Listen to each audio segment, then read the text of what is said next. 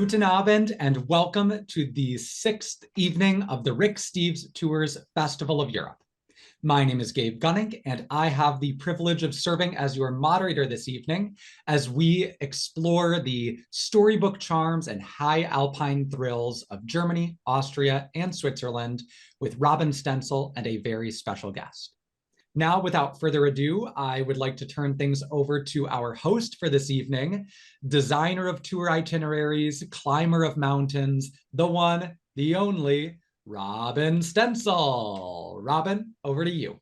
Thanks, Gabe. It's great to be back here for my second Festival of Europe travel-a-thon. I'm really excited to be here once again, not just talking about Switzerland, but covering all of Germany, Austria, and Switzerland. And I'm going to introduce you to our special co-host in just a moment. But for now, just as a reminder, as Gabe was saying, we're really happy to have you here for our presentation of Germany, Austria, and Switzerland tonight. As a reminder, one of our co-hosts tonight is one of our amazing guides who are here to inspire you and get you ready for your trip to Europe. We hope that we will see you on one of our 40 itineraries sometime in 2024. We take about 35,000 people to Europe, and we would love to have you along. These are a couple of the tours that still have remaining seats in the Germany, Austria, Switzerland region for the 2024 tour year. If you're interested in anything we have to say tonight, we're going to cover most of the places that these tours go. We can't cover absolutely everything because it's a lot to cover in just one short hour. But be sure to check out our website. You can get more ideas, see exactly what we do on a day-to-day basis. As Gabe was mentioning, you still have a chance to win a free Rick Steves 7-day city tour. So be sure that you go to ricksteves.com/giveaway for the contest entry. And one last thing, if you do decide to book a seat on one of our tours for 2024, you can save $100 if you register using the promo code FEST24. Sign up at ricksteves.com.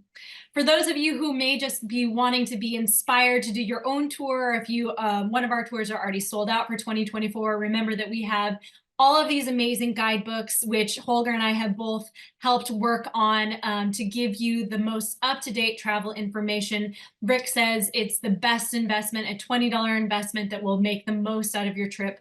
Be sure to check out these books on our website, along with more information and travel tips. And we are going to jump into our presentation right away. But before we do, I would like to introduce you to a very special friend of mine from Berlin. He is a tremendous guide. He has helped with a lot of the television shows and with the books. And he's also a journalist, a dear friend of mine, Holger Zimmer. Welcome tonight. Hi there. Guten Morgen to you all. Yeah, I should mention that Holger is joining us from Berlin, so he has gone to bed early and woken up again to join us today. And Holger, tell me one thing that you love to do when you're traveling in this part of Europe. Oh, you know, it's 3 a.m. in the morning, but I can already think of something really nice to share, which is cake. Like whenever we go to a nice place, there will be good different bakeries with amazing pieces of bread, like really dark, heavy bread that we Germans love, but also great varieties of cake. And I think that's something I'd like to point out and maybe taste as well myself. I think that I have tried all of the cakes in all of these places, probably with you at some point. So I'm excited to dive in. And do you want to tell us a little bit about your experience with Rick Steves as a tour guide and working on the tours and books and helping Rick with his TV shows? Yeah, I mean, I basically just discovered again, like that I've joined about like 10 years ago, and I did my first tour for Rick, this year, 10 years ago, exactly to the point, and it's really been good fun going to all, you know, Germany, Austria, Switzerland, all these Central Eastern European parts. And I've been really happy, you know, with the amazing colleagues that you have in the head office, but also all the people that I know now on the ground all across Europe. It's an amazing network of wonderful people, and I'm just very happy to, you know, put in my 5 cents as expertise or as like experience while traveling, because that's what I love doing since growing up. And I'm very happy to be on the road whenever, like, you know, I'm kind of like, well, what's the word? Ich scharre mit den Füßen. I'm just like, get ready to travel again this coming year. So come spring, I'm off again. Yes, like no time has passed at all. And I know Holger was absolutely instrumental in helping me put together the Best of Germany tour when we were designing that. And I love one of the things that you told me is we were trying to decide how many days we should dedicate to just the Best of Germany tour or just to anyone's trip to Germany in general. We settled on 13 for a lot of different reasons, but the best line that Holger said is that at that time, he'd been doing the Best of Germany for 40 years and it still wasn't enough time. And I That's think true. that's really just going to be, it's going to give you an idea of what we're going to talk about on this trip tonight as we go through the Germany, Austria, Switzerland in an hour. It's not going to be enough time, but hopefully it'll give you a good overview. And we are starting with one of Holger's favorite cities in Germany. We're starting in the north in Hamburg. And what's interesting about Hamburg and what we like to point out to travelers, whether you're on a tour or you're going there for yourself, first of all, it's a great city to start your trip off in. It's easy to get to by airplane or by train, and it's not so overwhelming as a large city. But the thing that we really love about it is when you think of Germany, you tend to think of the Bavarian, Umpaben, Lederhosen, and this is not at all that part of Germany, is it, Holger? Yeah, it's a bit more kind of laid back, I would say, and also very straightforward. I mean, great, wonderful humor that people have up there. And it's a city, it's kind of half the size of Berlin, basically, and it has a much more small, I mean, it's a big city, let's face it, it's one of the top three in Germany, but it has a much smaller feel to it. You can do a lot of things by walking, and it has this amazing balance of like culture and old architecture, like we see here. That's the Speicherstadt, the old warehouse district, and modern architecture, like the one we're going to see next, which is like the big modern landmark on the right hand side. You can see it, the Elbphilharmonie, a philharmonic hall on top of an old warehouse now, right at the harborfront district. So a city reinventing itself and a city full of life and culture. And one of the other things we were talking about, Hamburg in particular, is that it's on the water and you get this very northern Baltic seafood aspect of Germany. We're talking about food and cakes and whatnot. And when you're in Hamburg, you definitely want to make sure that you do two things. You take a trip on the harbor ferry tour where you can see the city from the harbor. You can jump off, and you can even jump off at the fish market and have some fresh fish, which is what you really want to eat when you're here. That's what we do. We do this like really going through the whole canals and see the operation of the harbor, which is, I think, Europe's third largest. And it's quite a big thing that made Hamburg rich. Trade, the port city is part of this city, and also really then we end up at a place where you can get a wonderful fish brötchen, as we say, or any other fancy sort of fish dish. So it's a good way to start the tour. And an excellent way to start off our evening. We are going to move along to something that may be a little bit more visually familiar to people, which is the Rhine Valley. And here we have the famous Rhine River with all of the castles, which again is very evocative of what we think of when we think of Germany. I know I remember as a child seeing posters of these castles and just thinking, wow, what an amazing, magical place. And historically, you talk about the feudalism and what happened in this valley, and really you can get up close and personal right along the river. Yeah, it's still picturesque and still magical, I have to say. I mean, this is an amazing region, the Rhine region, where the various castles, even the white one, is sitting right in middle of the river. And well, what they were designed for, not for our postcards, but for the robber barons to sit in and take taxes from, basically extorting the money from the ships going by with their goods, and just to make sure they get their cut. So it's part of the IRS system back in the day, but it still looks beautiful. Definitely beautiful. And we like to stay in a little village on the side of the river called Bacharach. And this is really our chance to just slow down, put our feet up, and just watch the river float on by. But it really is a unique place. You talk about going from a big city to a small village. This is going to give you like the two extremes, right, Holger? Yeah, absolutely. And this is good for like really small town life. You can walk along the little, cobblestone streets, see the half-timbered houses. Like this, for example, that's right in the heart of Bacharach. Our hotel is kind of on the left-hand side, looking over to the Altes Haus, which is a great restaurant where you can, sample all the delicacies, but also like the wine, which is something up there is white wine country, as you can see here. The Riesling is the one that you want from there. And you can sample it and really have a taste of the whole area here. And the fun thing about those Riesling wines is that I think a lot of North American people think of Riesling as very, very sweet, but actually you can get it as trocken, which is dry, or halbtrocken, which is half dry, or you can go for the Süß, which is sweet. And speaking of cakes, Holger, I know what pairs really well with Riesling, and I think you do too. Zwiebelkuchen, which is not like a sweet cake, it's more a savory cake with onions, and that's really nice, like flat, and that really just comes in little flat pieces, and you just cut them in little slices, and you go with it, and then you have the whole flavor, gourmet flavor of the Rhineland. And really, this is what the Rhine is all about, is just taking it slowly, relaxing. I would say the Zwiebelkuchen is almost like a German focaccia, kind of to oversimplify how things are.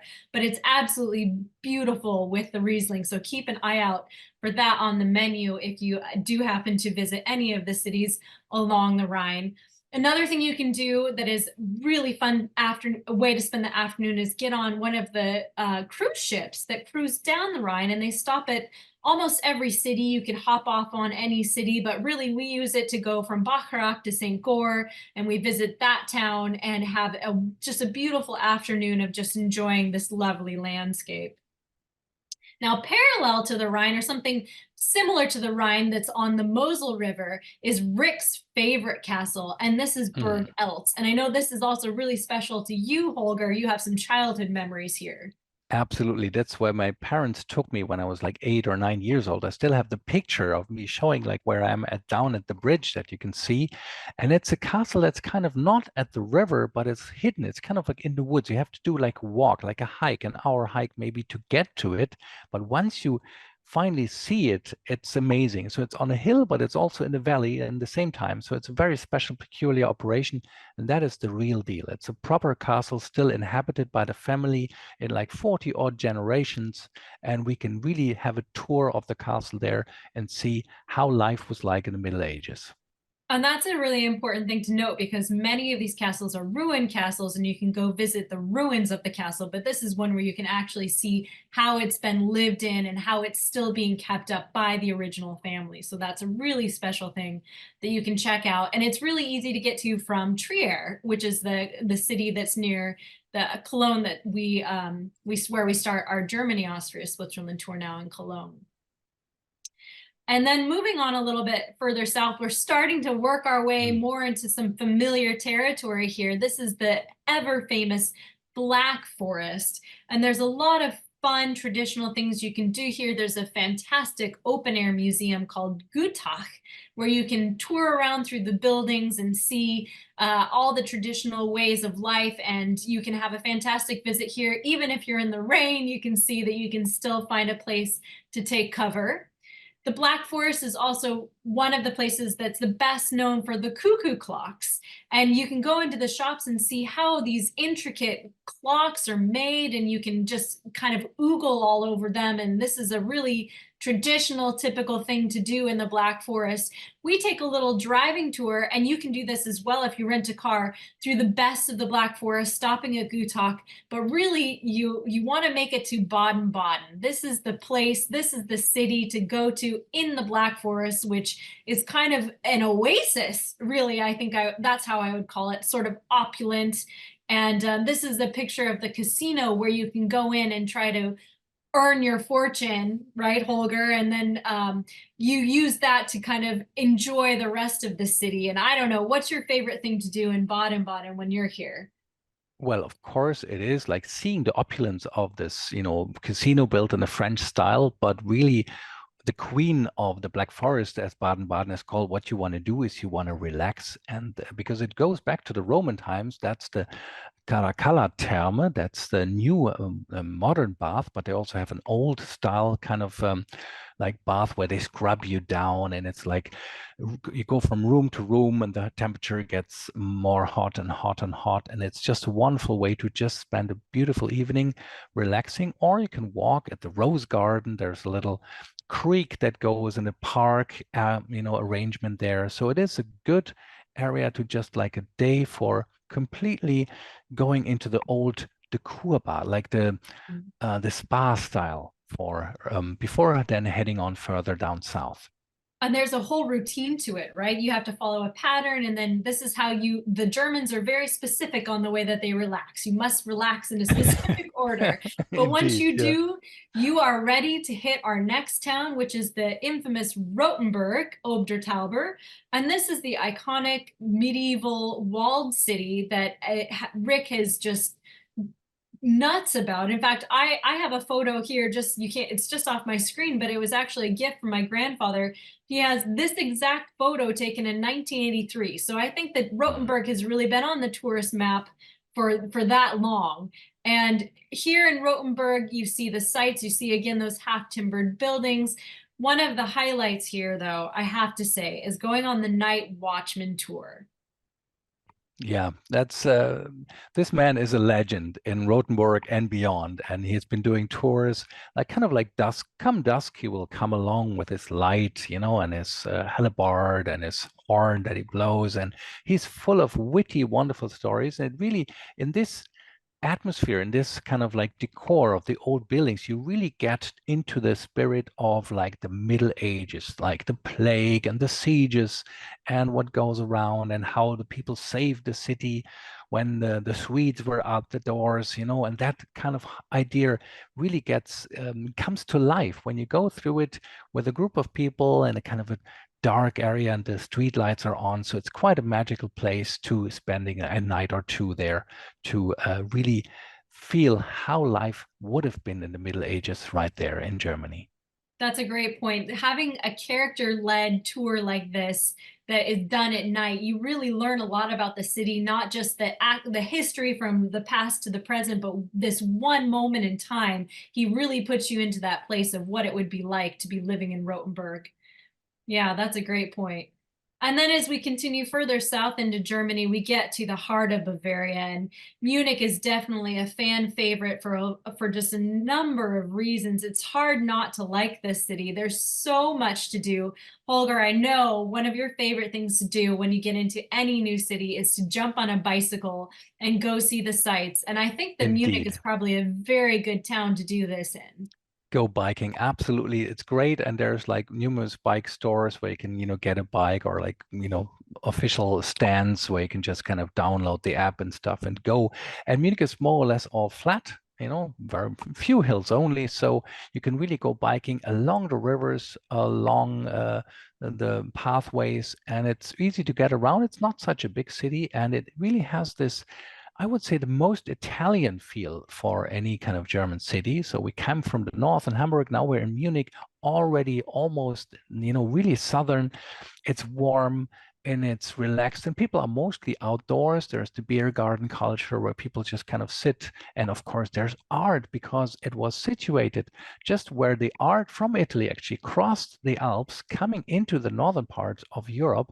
And the family here, the Wittelsbach, who were ruling like for centuries, they were basically loaded, and they had, now it's the residence, the kind of city palace of them, an amazing art gallery, because they collected the art that came from Italy, and you can really enjoy the wonderful pieces of art along with this, like, let's say, robust culture of big beers and rubbing shoulders with the locals in the beer garden. There you go. It's a great city to be in.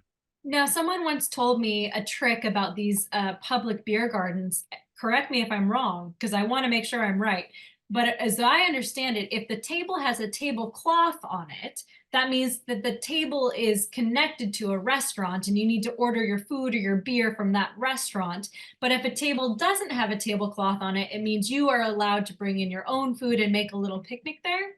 Yeah, and that's part of the tradition, really, that in some of these places you can really bring your own food. So just order a beer if you want, or any drink. And you know, because this is the one here at Viktualienmarkt, that's in the heart of Munich. They have a local market going almost every day. And you can just get a pretzel or get something like, yeah, there you go. Now we're talking good German bread here. Makes my mouth water here. So you can get stuff from the local market and then sit down at the beer garden and talk to people. And if you want, yes, they might serve you something, but the most thing is just self-service. You could just grab something, sit down, and have an amazing experience, really getting down with the locals. That's a good spirit here in Munich. And I remember being on tour with you in Munich. We got everyone the Weiss first to try. Yeah, you have to do that before midday, that's for sure. As you were mentioning, a great place to be outdoors in the English garden. Everyone in Germany loves their nature. So on a nice day, you're sure to see a lot of people gathering outdoors. Something special that you can do in Munich is you can actually go surfing. Yeah, people do that. I mean, it looks kind of quirky because it's right in the middle of the city, like next to an amazing art museum. It's called the Eisbach, the Ice Creek, and people are just, as you can see on the left-hand side, they're lined up. And then when one of those go down and they, you know, can't keep up there, then they just float down the river, and the next one jumps in and they go surfing the waves of this really cold and icy creek. And that's not just for the surfers, but also for us. I spend like hours watching them, how they do their skills. It's quite amazing. And that's a city occupation, not a country occupation. Isn't that great? And as you And mentioned, of course, the beer halls. And if you're not in Munich during Oktoberfest, which some people might like to be there during Oktoberfest, other people might think it's overwhelming, but it doesn't matter. You can still get your fix, especially at the local beer halls, the Hofbrauhaus, of course, being the most famous one where you can go in and enjoy. And like you mentioned, meet with the locals. This is a perfect opportunity to just sit down and start speaking with some local people and really getting more into the culture of Munich. I think that is definitely something to put on your list if you're going to be visiting, for sure. Absolutely. And I think, though, you know, you don't have to despair. From my experience, Oktoberfest is every day in Munich. You find the same atmosphere, the same vibes without the tens of thousands of other tourists. So it's actually, I prefer Munich and a good beer hall without the Oktoberfest, still getting the great vibe there. You still get the whole spirit and the whole how it all should feel. Well, the other thing that we need to mention that's near Munich, and we were talking about, this is the #1 site in all of Germany, and it's the Neuschwanstein Castle. And that's Mad King Ludwig's castle. And you know, as opposed to Burg Els we saw earlier on, this is a complete dream come true. Or we could say it's fake. It's basically a castle designed to look like a medieval castle, but it's built much, much later. And, you know, the poor guy, King Ludwig II, he only lived there like a couple of weeks basically before he died, but it was one of his latest project of like having his childhood dream come true to build this castle. Well, state money, basically, you know. But it's an amazing place to be, but make sure to know nothing is real in the castle except the telephone. That was one of the first in Bavaria. That's inside the castle.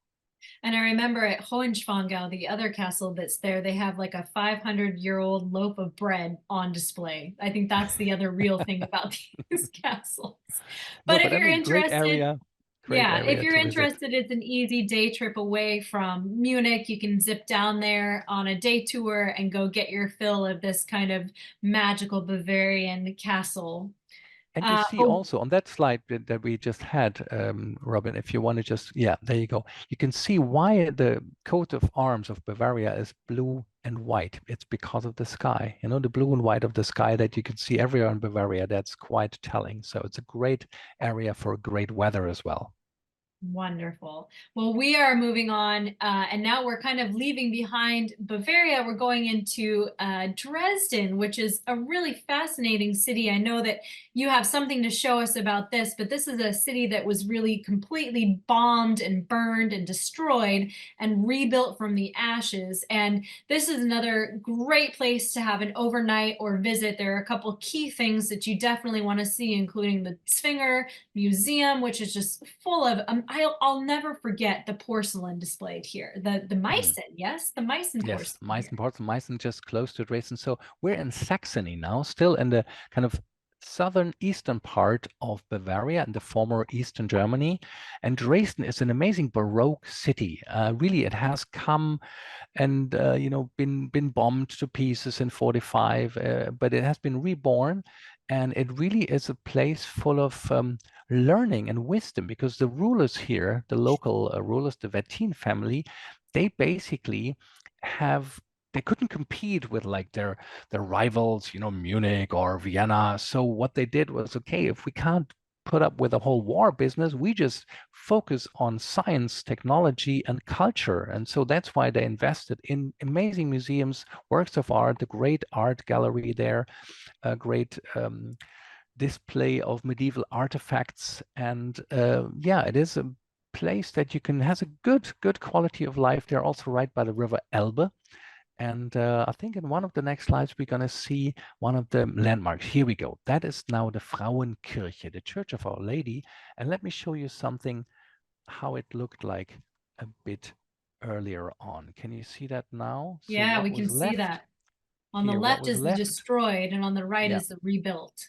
So what was left really in 45 after the big firestorm in February 45 was just like two walls basically, and it lay dormant. When I came first to Dresden in the late 1980s, early 90s, it was all like rubble. It was a piece of rubble and nothing but, and people had it as like a memorial to the destruction of war, and that should not be happening again. But people got together. It was like a citizens' effort to say, let's rebuild this church. And they did, like about 20 years it took, and then 2005, it opened, and now it's open, and it really serves as a potent reminder of what power there is of destruction, but also of resurrection. So Dresden is a good example for that. It is. And like we were mentioning before, this kind of very Baroque historic town where they're very proud of their history. They're very proud of what they have been able to do. And so tell us about this particular mural here. Oh yeah, that's like, I think, the world's largest like porcelain outdoor piece of art. It's about 100 meters long, and it shows us like it's called the Fürstenzug, the parade of the princes. Basically, all the rulers from Saxony, from like say the 1200s on up until the 1800s, about 35 of them depicted on a horse with lots of amazing details, lots of animals and flowers, like strange rulers, like people were called the pious or the proud, and one even was called Frederick the Bitten because his mother was biting his cheek when he was a kid. So amazing, strange characteristics, and you see like all they're characterized in all their glory. So yes, they take their rulers very seriously in Saxony. Well, we're moving on to, I think, what we can say is both of our favorite cities in Berlin, or in Germany rather, and that is Berlin, the capital. And I mean, we could do an entire show, an entire week of shows just Absolutely, on Robyn. Berlin, Holger. So it's going to be hard for us to get through this. But starting with the Reichstag, which is a really iconic symbol of Berlin for many reasons. And it's somewhere that you can visit as a tourist and go up to the rooftop and look down, as Rick likes to say, look down and watch what the government of Berlin is now doing. Absolutely. That's changed a lot, because the Reichstag was, when I came to Berlin in the 1980s as a school kid, it was just like more or less it was not bombed out anymore, but it was like gray and more or less derelict. Nothing happened in there. And then when the unification happened, basically after the Berlin Wall came down in 1989, so the East and West split was gone. And then we wanted to have the government back in Berlin, and we completely remodeled this. And this new structure here that you can see, Sir Norman Foster's cupola, the dome on top of that, is a completely new thing that now we can go in this spiral walkway up there, have amazing views onto the city, but also down into the chamber of legislature. And that is quite an amazing building. Again, destruction, war, division, Germany divided, and now back in its full glory. So another story of like how a nation reinvents itself. Absolutely. And a pro tip here, you can actually get a free reservation to go up onto the roof and have those great views. There's also a really nice restaurant up there. So if they're all booked out for times to go visit, you could actually make a reservation at the restaurant, and that will allow you to go up to the rooftop, not necessarily inside the dome. But Yeah, pro tip, that's in Rick's book in case you want to go have this experience as well. Berlin is a city with so much history. Some of it is, you know, really a lot of thought has gone into this, and it's taken people of Germany a lot of time to reconcile with their history. This is the monument to the murdered Jews of Europe. I believe that's the name of this monument. Yes, Holger? Yes, absolutely right. And it took a long time to see like how can Germany address the atrocity that we did. And it's a monument designed by an architect from New York City. And he basically put these concrete blocks there, and it's kind of strange. You can't really see it now so much, but it is such an potent memorial. When we're there with groups, you walk through these you know, kind of concrete blocks, and it's a huge field of these blocks, right? And once you're in there, there's a lot of feeling, a lot of emotion coming up, and this is one of my really favorite parts of the tours. We go there with private tours. I bring some people there, or as a whole group of like 30 people.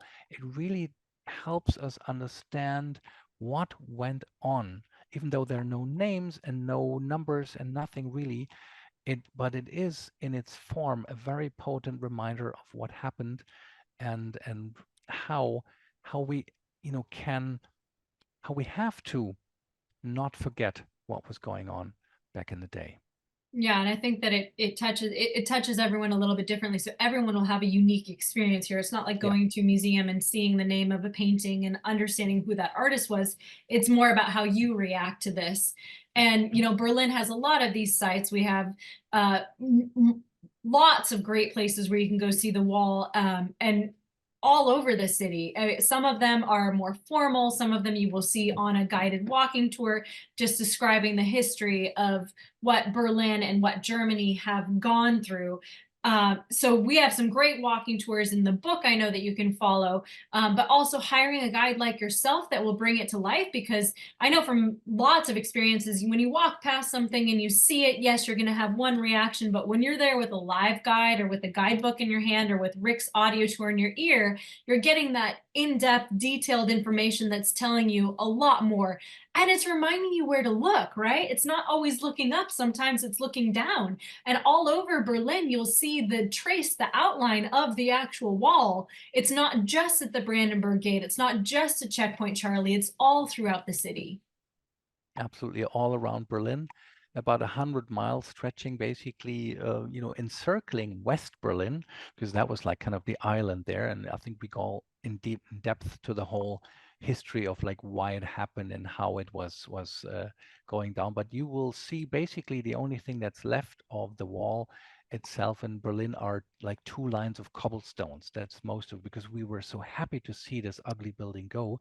But there's a reminder again of how Germany has changed over the years.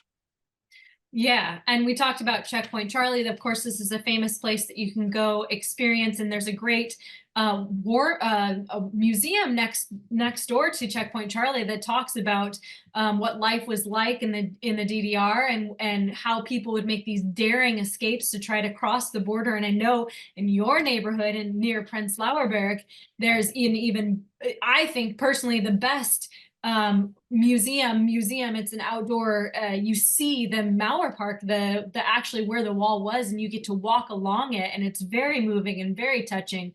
All of these things are described really well in our book. We also take our tour members there, and like I said, you can always hire a great local Berlin guide to give you even more detail on that. Berlin is also a brand new city. I mean, the West especially is built up, but you'll see places like Potsdamer Platz where you would look at this and not even necessarily think that you were in a war-torn post, you know, Cold War city. Yeah, basically this was a no man's land. What you see here, all these buildings did not exist before 1990. So it is a complete new quarter of a city just sprang up after finally we shook off this division, the wall was gone, and then suddenly we thought, okay, what do we do with all this spaces? Now it's a modern part of the city. And one of the fun places to tell people that you'll meet them is actually right here. This is a famous meeting point in Berlin that's just iconic for when you're going to go out for dinner or where you're going to meet friends. You're going to meet right here.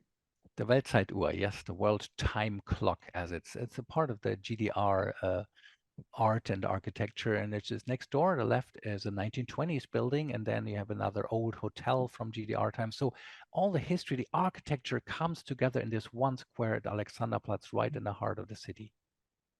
Well, and I know that there's some other really amazing things you can do in Berlin. This is Montbijou Park, and Yes, this I is heard just about another that. fantastic. I recognize that guy. I recognize both those guys. Another fantastic place where, again, on a nice day, you're going to go outside and you're going to enjoy the fresh air and the sunshine and the river and the people walking by. And it's close Berlin's to Museum another Island. great place. Yeah, another great place for dining outdoors. I believe that this is Klärchen's, which is our favorite ballroom. You can actually go take some dancing lessons and have a nice dinner outside. So the culture of being out and being with people and being with friends, and each neighborhood has their own little gathering place, just like Klärchen's here. And then the Mauer Park, as we mentioned, as I was mentioning, this is, you would say in Prenzlauer Berg, yeah, is the right neighborhood for that?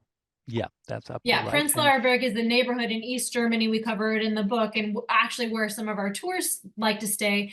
And there's this enormous park called the Mauer, or the Wall, the Mauer Park, where you'll have impromptu or scheduled performances. I know a coworker was just in Berlin on the tour, and she ended up going in her free time to like a audience participation karaoke kind of sketch comedy show that she just was the highlight of her trip.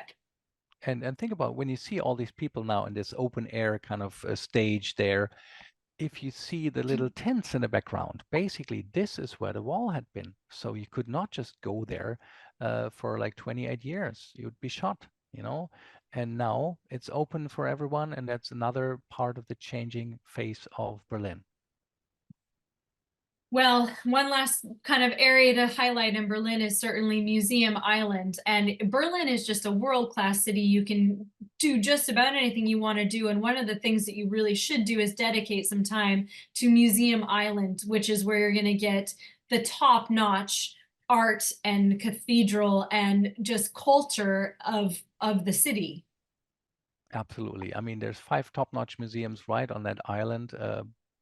Close to the river, right in the center of things.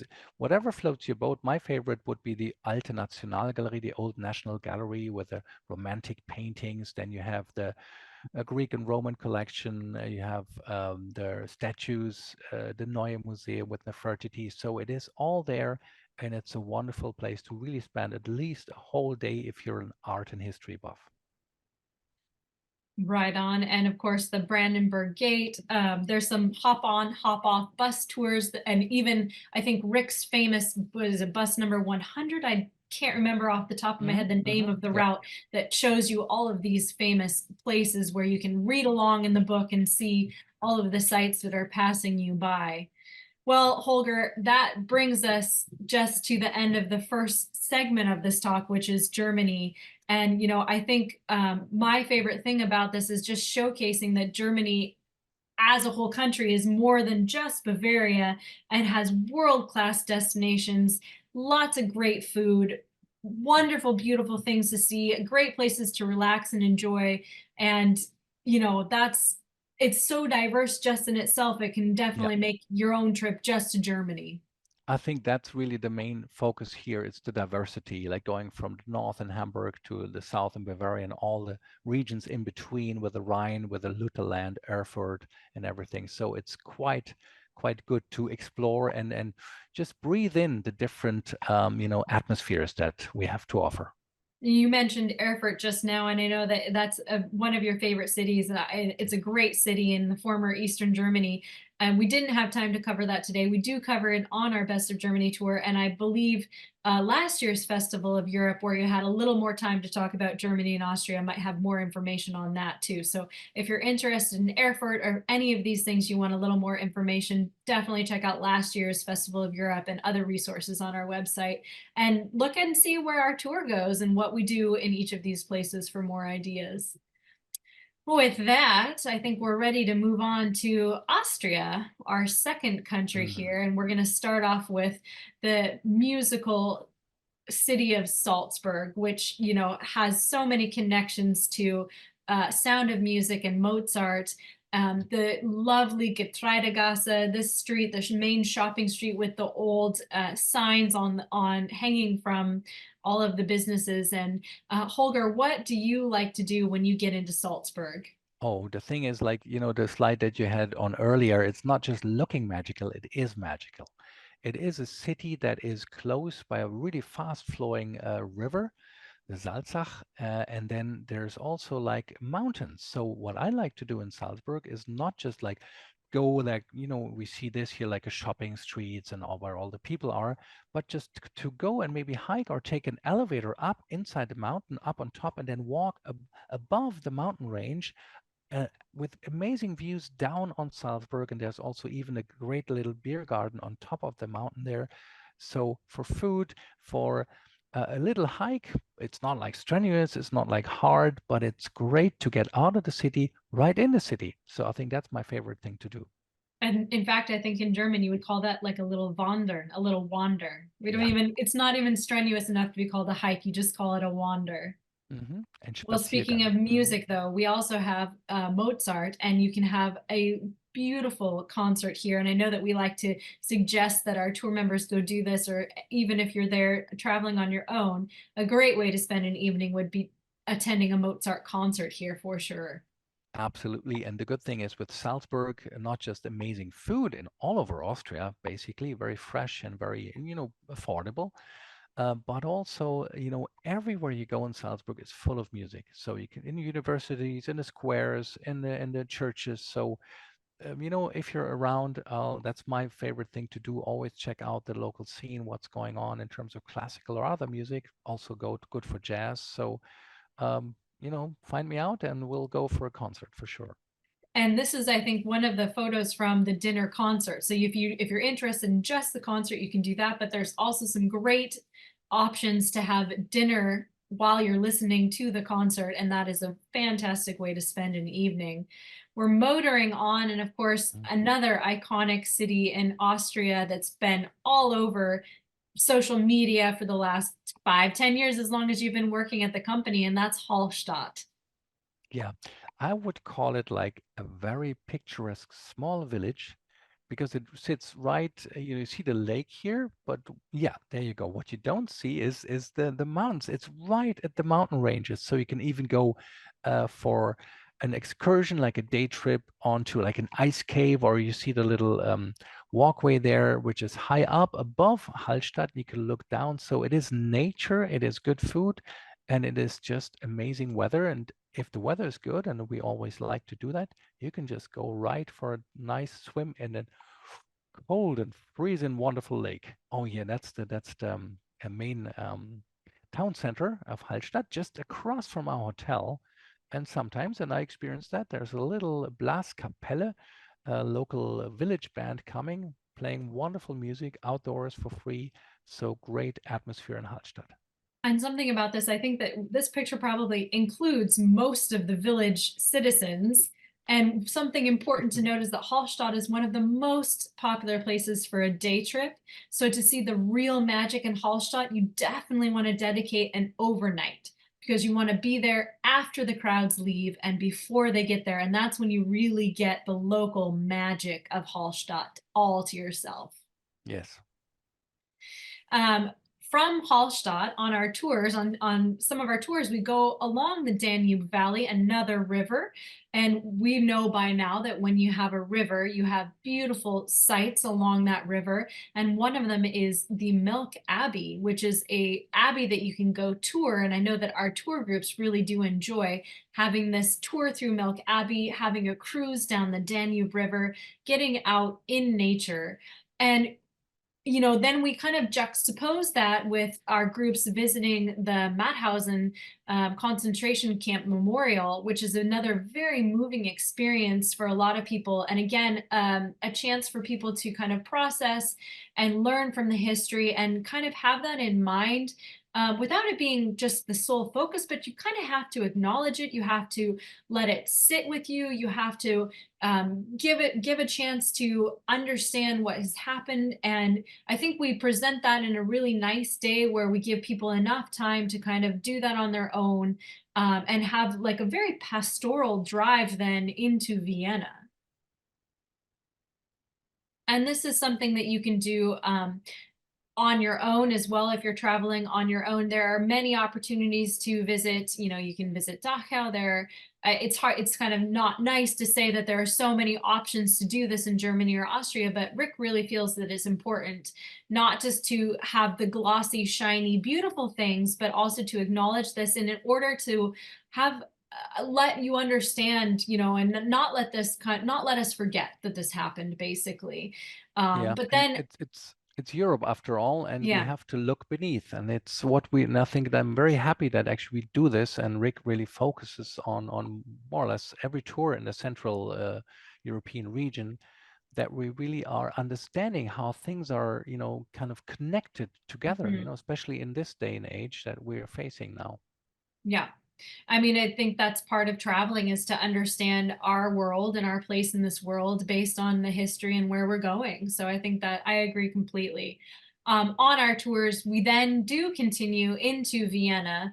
And again, we see this very beautiful, picturesque city. Vienna, I think, to me, of all of the places that we visit in Austria, is definitely the most elegant. I always feel like I have to be on my best behavior when I'm in Vienna. I have to dress a little bit nicer and Mhm. speak a little bit better. And especially when you're in the downtown area and you're maybe going to some of the fancier cafes and operas that we'll see later. But there are so many things again to do and see in Vienna, starting with the Stephansdom. Yeah, I mean that's the center of town, and sometimes we stay right next to it, which is amazing. So you're right in the heart of the city, and everything kind of came from that and expanded from that part of the city. That's the Graben, that's the former moat from the city wall, basically. It's an amazing area for shopping, but really full of restaurants and cafes. And I think to me, Vienna is the typical thing for the coffee house culture, where you go and sit down in a cafe. There you go, and it's one of those wonderful, like nicely dressed waiters, and they bring you amazing cakes. I can spend days there, and you can sit with a coffee, read all the local papers, so you can see also there. And this is something that Viennese people do, and also we as tourists can be locals for a time and just enjoy. And the main idea is slow down. That's the Yeah. whole point of coffee house culture in Vienna. Don't just And get I want a coffee to go. That wouldn't work. You just gonna be sent out again. You want to take your time, sit down and enjoy the scenery and the conversation. I definitely, all of our Austrian guide friends, I know how seriously they take their cafe and Kuchen time.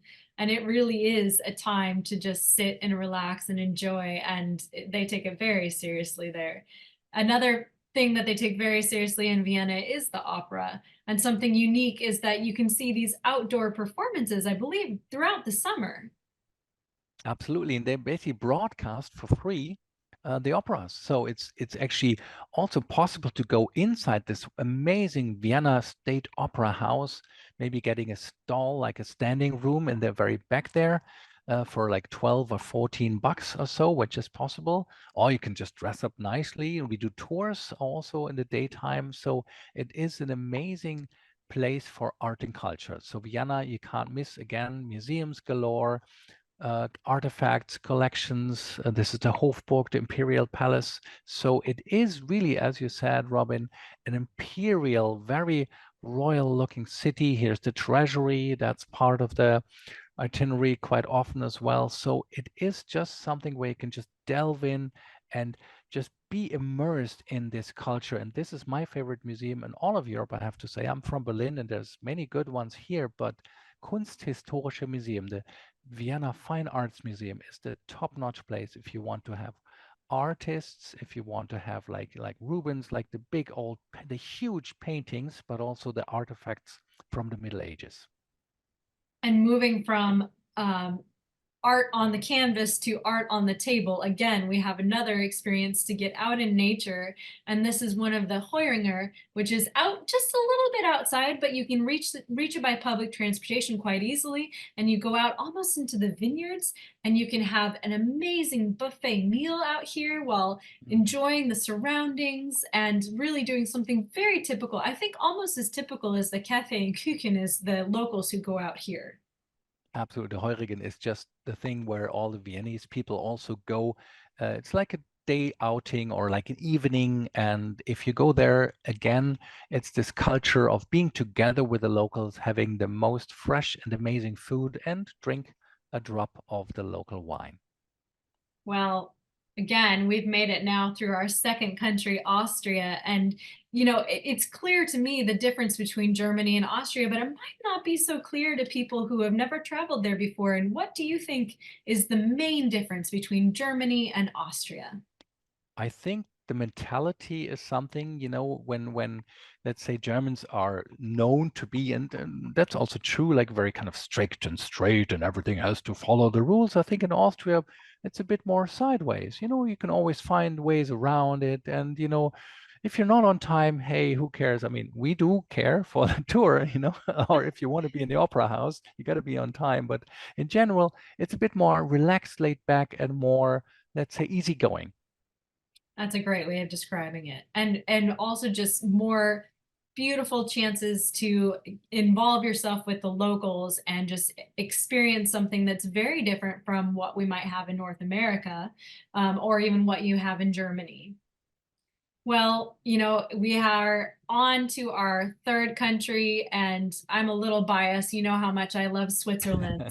Rightly Again, so. we could spend probably weeks talking just about Switzerland. We're going to kind of blaze through it now, starting with Lucerne, which is actually where our Switzerland tour begins. And from the moment that I arrive in Switzerland, even if it's into the Zurich airport, I just kind of take a deep breath in and I just think of cows and chocolate and cheese, and already I'm in a good mood. And I think this is the best place to start here in Lucerne, which does have some history to it as well. It's not just pretty lakes and chocolate, but you get to dive right into the history, especially with the Swiss militia and military history. We actually go out to a fortress, Furigen, that's on Lake Lucerne, and get to have like a tour through this decommissioned fortress. And that is just an amazing experience. Of course, like I say, chocolate. My number one tip in Switzerland about the chocolate is that you have to try everything. And sometimes that means going to a nice boutique, possibly Lederach. That's a favorite of mine. The Maximilian Max Chocolatier shop in Lucerne is another favorite. I just love going into a co-op or a grocery store and trying all of the different brands and seeing which one I like best. And I think definitely Caillé is my favorite Swiss chocolate. I don't know about you, Holger. Well, the thing is, you need to bring an extra suitcase just for the chocolate you want to bring home. That's my advice for people who travel to Switzerland. I mean, you can eat it on the tour, but it's good to bring it back. It's a great souvenir. Switzerland, I think, is one of the best places to go. Just the attractions and the sights of Switzerland are not necessarily housed in museums, but it's just being in Switzerland. And one of the really cool things about Switzerland, similar to Germany, is that the different regions really represent different cultures and different activities. In Lucerne, of course, you're in the heart of the mountains, the Germanic-speaking Switzerland. Then you move to Lugano, and the people in Lugano, the region of Ticino, they like to say that they're on the sunny side of the Alps, and you get a very Italian Mediterranean feel here in Lugano. A lovely promenade walk. Again, you're on the lake, so you can rent a boat, you can go on a cruise, you can go over to the grottos and have a lovely meal. Or you can take a mountain excursion up to, this is Montebre. It's very easy. You can actually go by foot, but in Switzerland, one of the best things they have is no matter what method you want to get to the top of the mountain, you're always going to be able to get there. So if you don't want to walk up, there's a funicular or a gondola or a bus or something that will take you up here. Spectacular views over the lake, and it's a fantastic way just to pass the afternoon. That's the Italian part of Switzerland. Moving up further west, you get into the French-speaking part of Switzerland near Lake Geneva, and this is the town of Lausanne.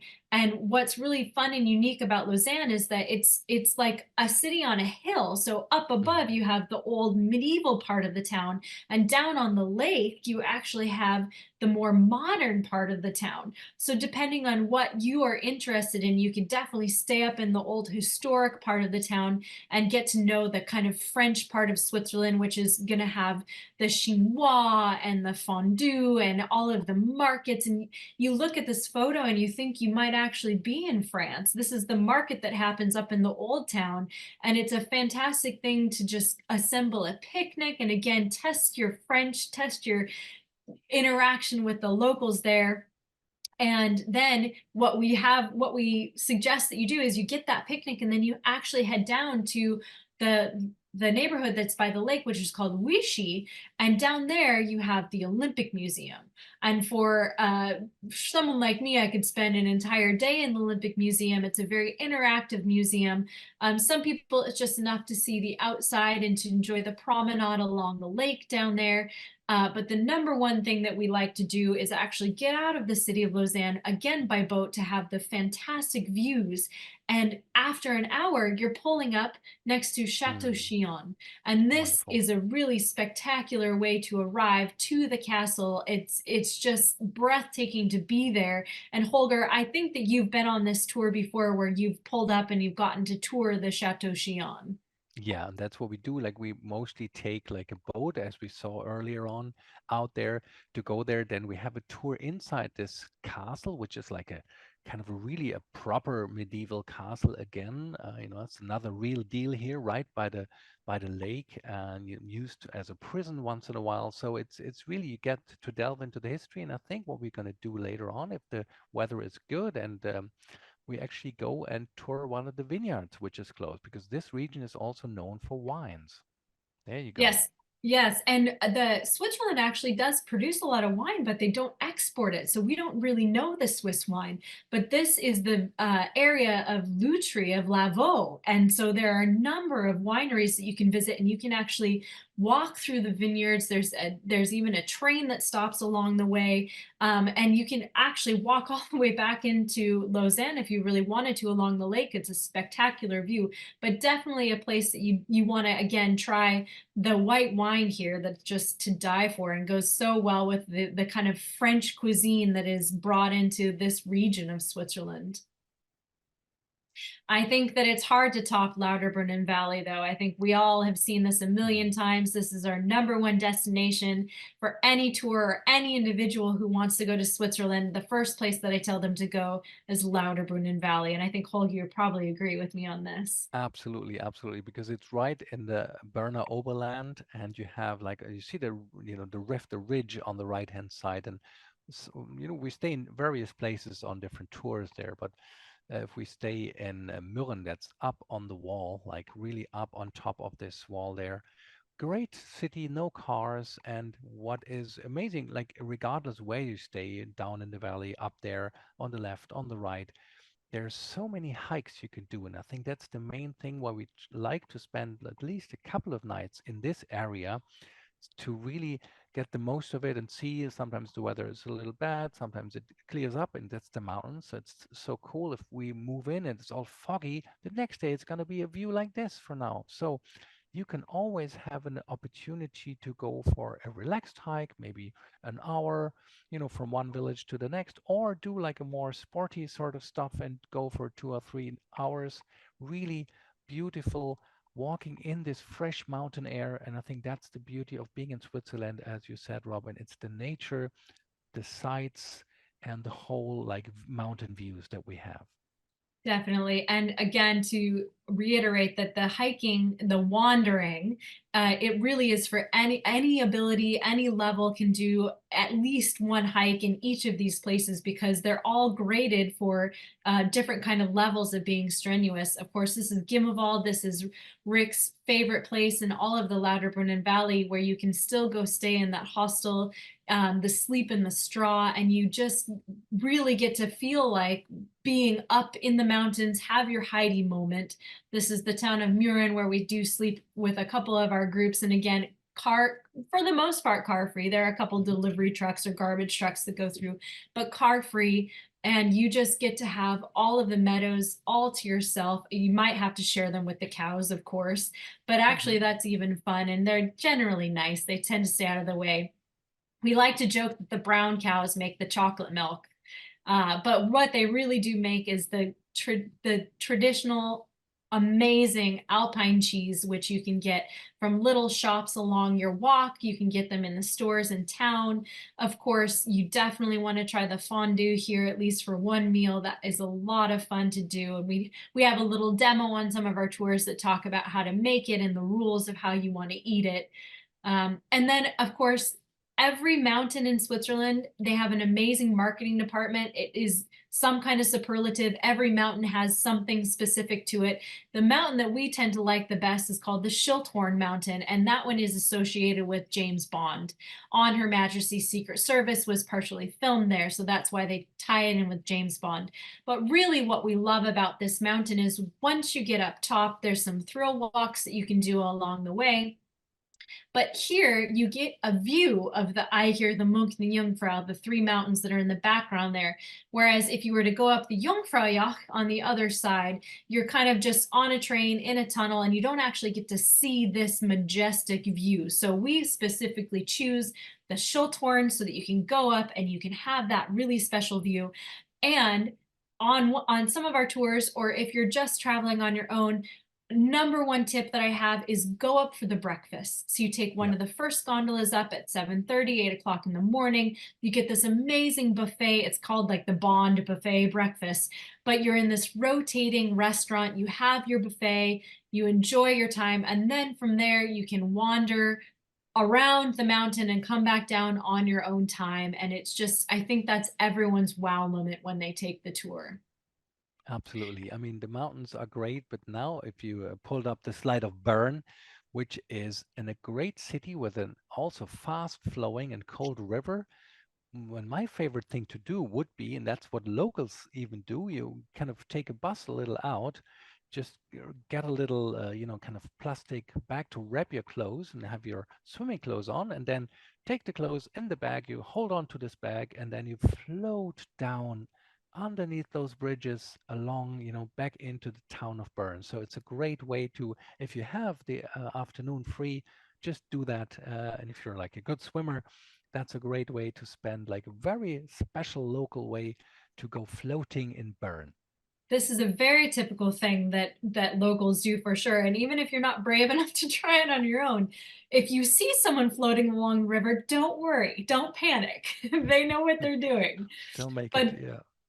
Bern is a spectacular town, and this is where our Switzerland tour ends. And Bern is a great hub. It's very easy to get to the airport, get to Zurich. Everything in Switzerland is like an hour or less away. Not everything, but most of the things you want to do and see in Switzerland is about an hour away. And Bern is known for these lovely arcaded pedestrian streets. You do have to watch out for the trolleys and the series of fountains that you see. There are fountains everywhere that are telling stories, the astrological clock, and really Bern is just a very charming town to wander along, and a couple really great museums and a couple of sites that you can do, but easily passing a day or two there on the way in or out of your trip. And Rick is a big fan of doing this. It's a great place also if if the weather isn't great, because it's all arcaded. So you can stay dry while you're touring the city. You get a different view of another kind of Germanic area of Switzerland. And then, before you know it, your trip is over and you're headed back to the airport, and it just zips you right back to the airport. And, that's like any good trip. It has to end, right, Holger? Yeah, but yeah, maybe some people decide when they stay in Bern that they want to stay on in Switzerland. I would not, I would absolutely agree. I would too. I think we could, again, spend a year in Switzerland and not have enough time. But that does bring us to the end of our presentation. I just want to remind you of a couple of things. These are some examples of the tour itineraries that we've been covering. And again, you can go to ricksteves.com and get more details about what we do in each of these places if you want to design your own tour. If you have any questions about it, we've got Lisa and Emily in the chat that can answer your questions about the tour for 2024. We do hope to see you on a tour or over in Europe with one of the guidebooks this year. That would be amazing to see. As a reminder, also, you can watch this presentation, will be posted within 2 business days. Go back and watch last year's Festival of Europe, Germany, Austria show, or Switzerland that I did with Rick last year. Monday Night Travel is another excellent place to get more information. One last chance to remind you to get to enter into the free Rick Steves 7-day city tour giveaway by going to ricksteves.com/giveaway. And if you're going to sign up for a tour, make sure you use the promo code FEST24. Tomorrow, we're going to be with Cameron Hewitt, who's going to give us a tour through Central Europe with some of our guide friends. And then, as Gabe was mentioning, Monday is going to be the grand finale. So with that, I'm going to go ahead and hand it back over to Gabe, who probably has some more announcements for us and maybe some questions. We have a wonderful slate of questions. Thank you so much, Robyn and Holger. The travelers in the Q&A were saying how much they enjoyed your presentation.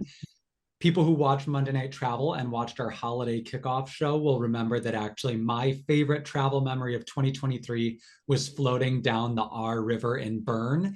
So that brought back some great memories for me. So thank you for that. And again, I repeat, you would only do that if you're a strong swimmer. It's a pretty strong current.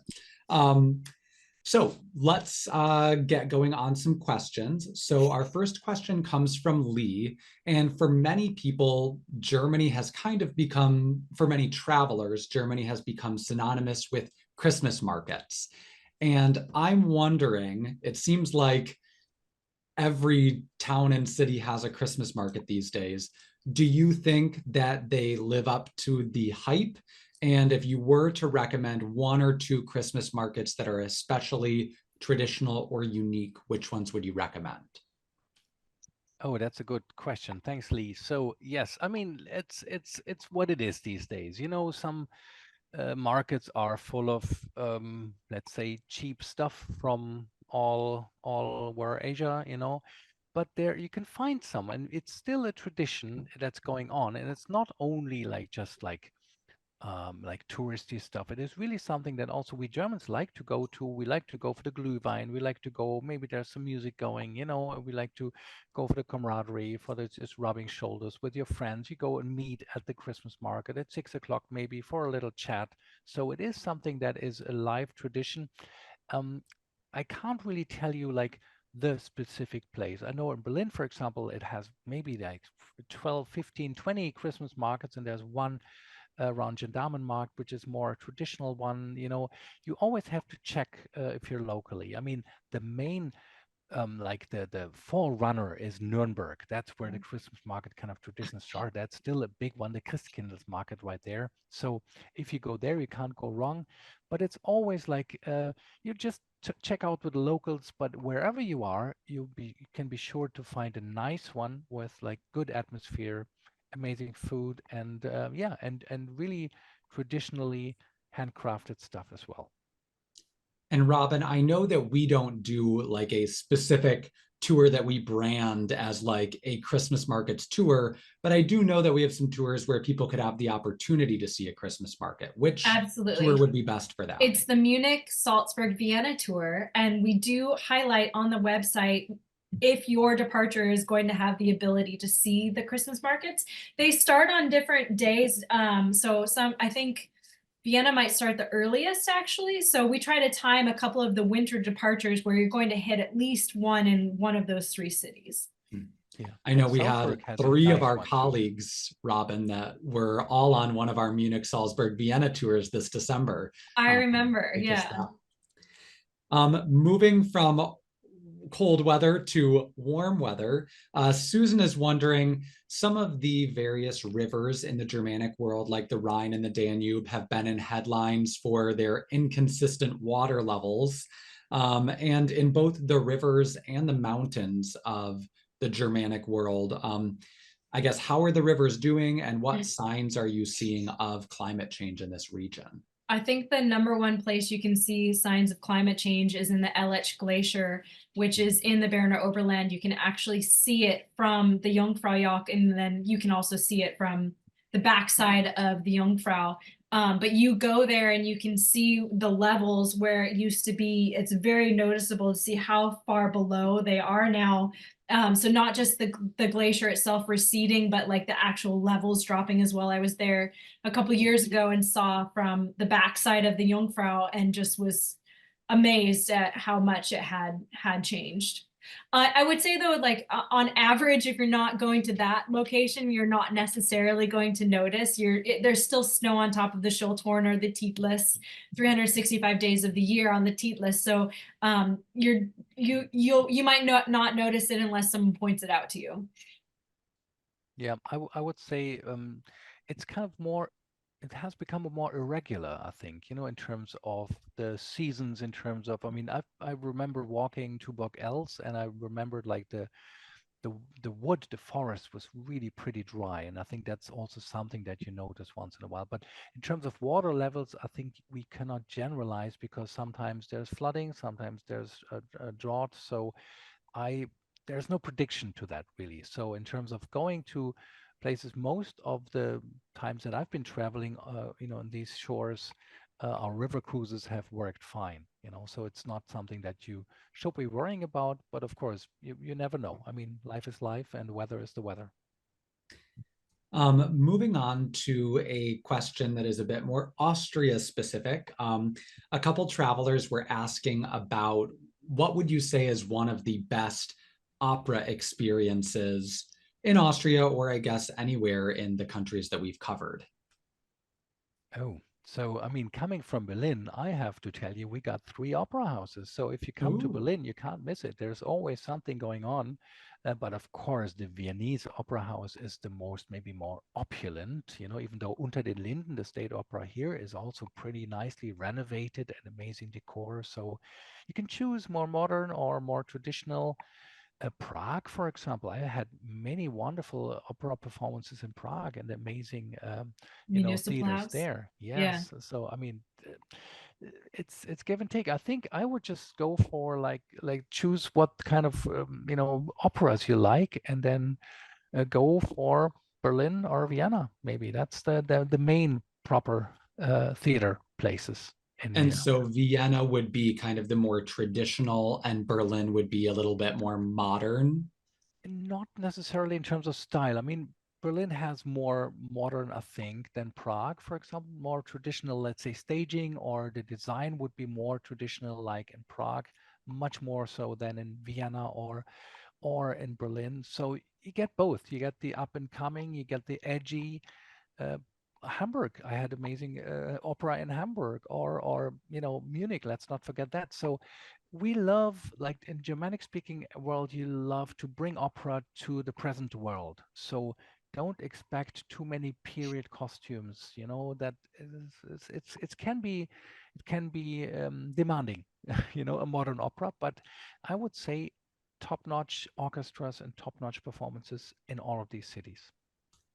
And pro tip that I learned last year going to the Seattle Opera is, if you're going to see Wagner, don't have a glass of red wine during the intermission, because it's very long and you will get very sleepy.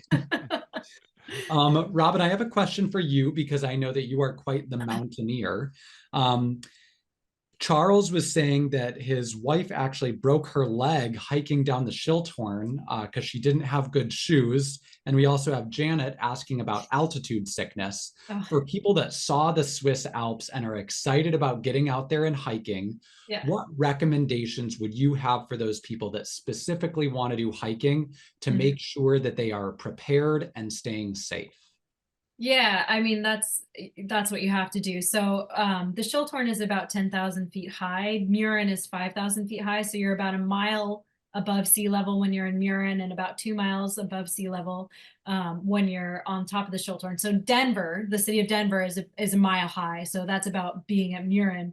And coming from the sea level from Seattle, you know, I can tell you that when we go up to the Schulthorn, you know, you do feel it when you get off the gondola because you've gone up so quickly that your body isn't acclimatizing as properly. So just like deep breaths, have lots of water, stay hydrated. If you're going to do serious hiking, like hiking down from the Schulthorn, you definitely want to have good shoes, layers, because you never know what's going to happen. You definitely want to have water with you. Hiking sticks, hiking poles can help. But that said, like I don't use any of those things because I know what to expect and I know what kind of hiking I do here. So I just know my comfort level. If on a 10,000-foot mountain, what am I comfortable with? And if it starts to seem like it's too strenuous, just turn around and go back down and find another hike, because there's something like over 500 kilometers of hiking trails.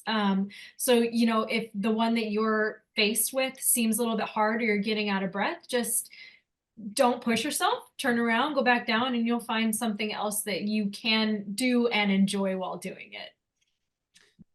I agree. I mean, there's lots of fun ways to have helicopter rides, but a search and rescue helicopter ride is not the one you want to go on. No. Yeah, I think my recommendation would be like be prepared, you know, and not just as you said, Robyn, but also, you know, if you like hiking, don't just wait till you go to Switzerland to start hiking, you know, but be fit, be active and train for it, and then you're good. And as Robyn said, there's something for everyone. We can have really smooth, like that don't go up and down and are strenuous, but really nice hikes that are hikes, but they are almost as flat and as gracious as walking on a pathway. I really think the key there, Holger, is it's literally the German word. It's wandering. I mean, that is the whole classification is, and wandering typically is very flat or just maybe a gentle hill at the beginning or at the end. And for anybody interested, I'm going to plug Monday Night Travel because we have had a European hiking and walking expert, Cassandra Overby, who has done shows with us both on the Camino de Santiago and on hiking in the Alps. And she gives a lot of great tips about how to pack and how to train for those. So you can find those recordings at ricksteves.com/MNT. I have one final question for you, Robyn and Holger. Robyn, you were talking about Swiss chocolate, and I was feeling guilty because I ate some Hershey's, which I know is kind of an insult to chocolate. No comment. Sorry, anybody from Hershey, Pennsylvania.